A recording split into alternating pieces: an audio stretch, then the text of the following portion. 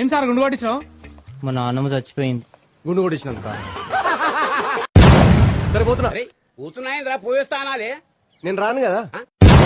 అక్కడ ఏమైనా ప్రాబ్లం వస్తే నా పేరు చెప్పు, నాకేం ప్రాబ్లం లేదు. నాకు ప్రాబ్లం. పర్టికులర్ ఇదే జాబ్ చేయాలన్న నారో మైండ్ ఏం లేదు మామ. నాకైతే శాలరీ కూడా వద్దు మామ, ఫుడ్ పెట్టి షెల్టర్ ఇస్తే చాలు. నీకు షెల్టర్ ఇచ్చి ఫుడ్ పెట్టుడు కంటే శాలరీ ఇచ్చుడే బెటర్ కదరా. ఈ అమ్మాయికి లైఫ్ ఇద్దాం అనుకుంటారు మామ. వదిలేస్తున్నావా?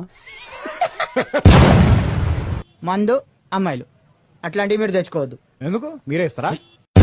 3 అంటే మా పక్క ఫ్లాటు అంటే మీరు మాతో కలిసి ఉంటారా? మాతో ఎందుకు సార్ మీకేం తక్కువ? ఏ కాంట్రాక్టు లేక కంపెనీలో పనులన్నీ ఆగిపోయాయి. మాకే ఓనర్ గారు సొంత డబ్బులతో జీతాలు ఇస్తున్నారు. ఇప్పుడు నీకు జాబ్ అంటే కష్టం. సార్ నాకు ఓనర్ సొంత డబ్బులకి ఇచ్చిన ప్రాబ్లం లేదు సార్. నేనెందుకు వస్తా? రాబే నువ్వు రారా? నువ్వేరా? హైదరాబాద్ పోతున్నావట?